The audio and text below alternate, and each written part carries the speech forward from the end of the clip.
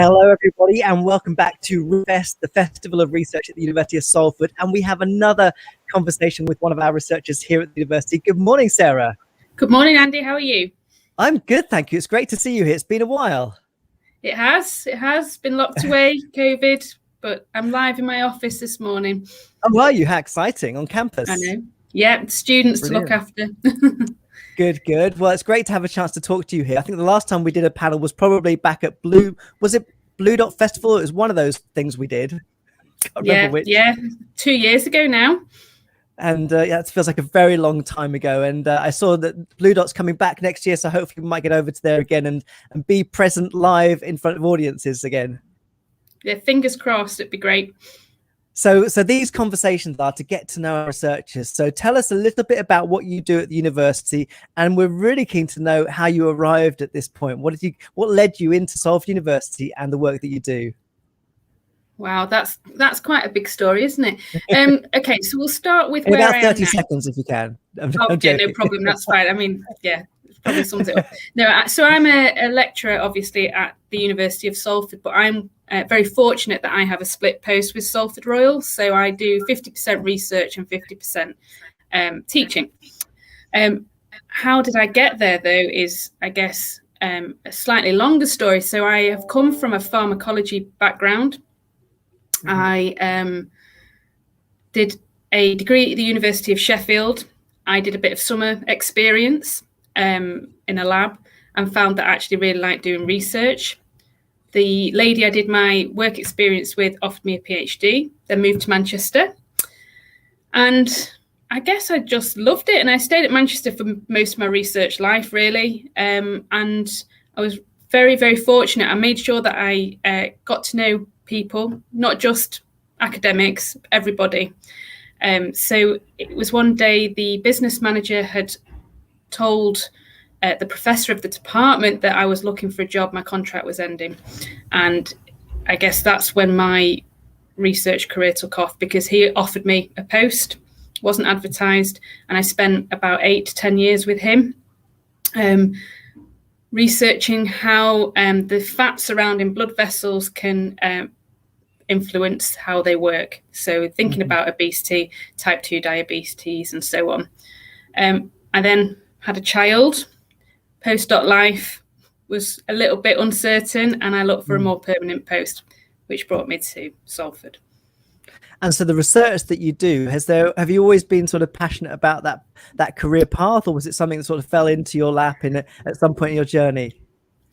I guess a little bit of both. I knew from a very young age that I wanted to cure disease, shall we say. So as always, everyone's got a life story that kind of is a defining moment for them, probably.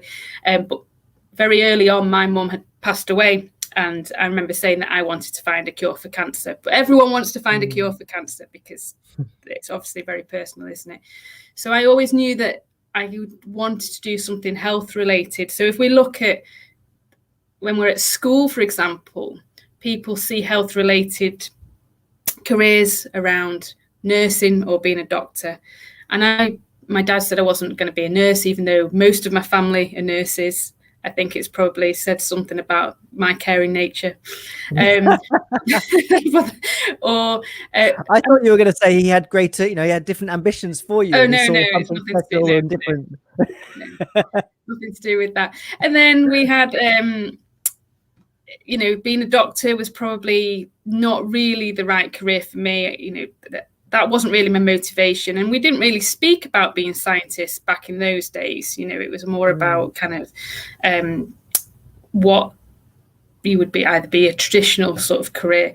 So I fell into it. I found a prospectus, found pharmacology as a degree, and really liked what it was saying. And I guess then I just found that I really liked doing the research side of things. And so when we think about the, I guess, I'm not sure a transition is the right word, but if you think about, I guess, going back to that desire to cure cancer to now working with obesity, I mean, that's obviously, one of the biggest challenges in the world, I think, today in terms of personal and public health. So was it something that you thought that's the thing I need to focus on? I want to prioritize that. Not so. I guess it's serendipitous. Is that the right word I'm after? Yeah. I've kind of come down when we do basic science research. One of the main things that people don't realize is that it takes such a long time to get an answer to some of your research questions. So if you're doing cell culture and Western blots or PCR, it's a very, very long process to get an answer. So I ended up doing a postdoc in physiology where we looked at live segments of artery. So that meant I got immediate answers. So I was able to string up these vessels and add drugs to them and have a look and have an immediate answer. So I guess I'm kind of going about it a slightly longer way here. So I was doing, I'd found something in science that I really liked in terms of techniques and immediate feedback from what I was doing. And I guess it grew from there. So I was already looking at blood vessels, and early on I was looking at pregnancy. And then it grew to being, well, actually, we know that obesity is bad for cardiovascular health. So what does the fat around the blood vessels do to their function? So it's kind of just progressed. And I guess that goes with how knowledge progresses as well, that, we don't just have an answer, or we don't just start asking a question. It moves with the current challenges. So I have now taken the stuff that I was doing 10 years ago, and I am actually looking at the role of obesity in cancer treatment in children and in dementia. So you can see it doesn't just happen, it evolves. So I've come to be tackling a problem in society, but I never really thought that I would be, if that makes sense. It does. And I think it speaks to also the sort of scientific or the scientist's journey. And it's often, I think, a combination of that passion to understand something, but also finding yourself in an environment where certain key issues and key discoveries really shape what it is that you do. And I remember being, as a PhD student, that it was at the time when the Human Genome Project was in the process of being completed, and that very much shaped my own PhD. And I think that it's very challenging, I think, to maintain your own sense of direction, but also balancing that against some of the priorities that are within your research community. Yeah, absolutely. I completely agree. And, I don't think when you choose to do a PhD or a postdoc, you think that you're going to make a massive difference at that point. And often, I don't know, maybe 60, 70, 80% of the time, you're not the hot topic. You aren't the in thing. And that takes a massive amount of luck to be the thing of the time. So, I don't think as scientists we should be beating ourselves up about it, because I do think our time will come. Yeah. And I think, but you're, I think, very, not necessarily unique, but special in the sense that you work across the institution, the hospital and the university. How did that come about? Or how does one develop that sort of, I guess, dual role? So I've obviously always been involved in health related basic science, but actually it was the university and the hospital itself that had created this role to try and foster collaborations across the two sites. So one of the main drivers of it is to make sure that the local institutions are working together to be able to answer local problems. Salford and the Greater Manchester region have quite a lot of, I guess, health problems that need that kind of targeted response. So we've got passionate people in the area who are able to do research to answer questions that are relevant to the people of that area. So lung disease is massive in Salford, for example. That's just one. Salford Royal is the major trauma unit for the area. So we've got some really unique opportunities. So the idea was bringing me on board. So it was advertised as a post, as a split role, so that I could help to facilitate those discussions. Now, when I started, I thought it would just be about bringing basic scientists or researchers to meet clinicians. And to some extent, that's what I've done. But actually, it's gone much more than that. I've linking in with our apprenticeship students, placement students, those that want to follow a sort of research scientist pathway. So there's been so much more from it than what I had thought, which may be what they had anticipated, the powers that be, when they created this job advert, but it has evolved as a role in itself. So yeah, bringing people together is ultimately what the job is. And it's not just about research, I think. Definitely. And so do you spend part of your time at the hospital, or does it require you, I guess maybe not so much recently? Not so much recently, no. I did have an office over there, but for those of you who know the hospital, it has a clinical sciences building, which I think is probably an old Victorian building full of asbestos. It's been redone a bit so that we've lost a wing to the car parking. So they've taken down half of that building. It used to be a nurse's accommodation. In fact, my mum did her training there and lived there for quite a while. So we do have some historical pictures of the building before it was offices. Anyway, cutting a long story short, that my office isn't there anymore. So I do go over there, but I don't really need to have a sort of office over there. But we have really good labs and facilities that we can use. But they got taken over a lot for doing the COVID trials. Yeah.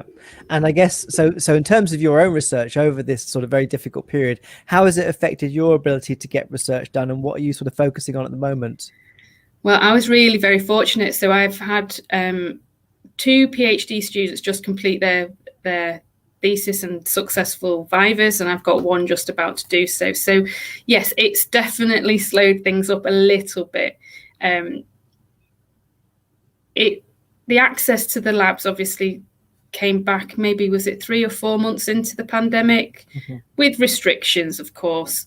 I haven't been in the lab as much as I would have liked to have been. And I think actually those conversations, and you know, Andy, that actually we rely on our conversations with people to drive our new projects. So I think actually my existing work has continued okay, to an extent, but driving the new stuff probably has taken more of an impact than the older stuff that was already existing, because we knew what we needed to do for that. So it's just picking that up now. Yes, and I suppose, like for many people, it's not quite yet knowing the full impact of what we may have lost in terms of that, I guess, new energy and new activity that may not have come into our work streams. In terms of then sort of where you see your work going in the future, because I think my experience certainly is it's very challenging, I think, to remain sort of at the cutting edge of research. So where do you sort of hope for your work to go? What are the big sort of steps for you in the future that you would like to take? Oof, that's difficult, isn't it? Well, if we look at it quite short term first, I have some early work that's ongoing with Blackpool Foundation Trust, and that's with Dave Greensmith as well, where we're looking at, we have a small clinical trial proof of principle about how cardiac surgery is impacted in patients with obesity. So Dave's looking at some heart stuff, and I'm looking at whether the fat around the graft that's using bypass surgery, if the fat around that vessel is necessary for better outcomes. And actually, does it matter what your demographics are, whether you're obese, so on and so forth, whether that changes how it works as well. So I would really like to get my teeth into that properly now, and get some more meaningful data, get a nice grant in that area, and actually that could have significant changes to how surgery is done. So we'll see how that goes. Long term, when I came to Salford, there's so many amazing opportunities, because we're not a big cardiovascular unit. So that's kind of forced collaborations with other disciplines, and I've loved it. It's been brilliant. Opportunities that I would never have had, perhaps, where you are safe in that bubble of your own discipline. So that has led to work in dementia, with cancer, with the microbiology team, and I had an amazing time. But actually, one of the things that I'm trying to establish now is to get more of a strength in numbers within the cardiovascular. So working with the health school now, and I would really like to develop our cardiovascular work across the institution more so than perhaps we have been doing. I think that cross sort of school and cross disciplinary work is so really important. I guess then just sort of finish up, I suppose sort of often we sort of get into professional mode, and that's really what defines a lot of our career, but you must feel, I suppose, quite connected to the broader sort of societal issues around obesity. Do you think that there's enough awareness about the scale of this challenge and the need for action? I mean, how do you see things, particularly not necessarily policy terms, but just that wider awareness of what we're dealing with? I don't think people will ever think it's going to happen to them. And I think that's what needs to change, that we're really good at thinking that there'll be something to fix us. And one of the things that I really want to start seeing is that people actually know what the outcomes of this disease is, and just more awareness, more self-responsibility. And, unfortunately, the risk of dying is greater if you're more obese. Now, that's really sad, and it's really unnecessary. So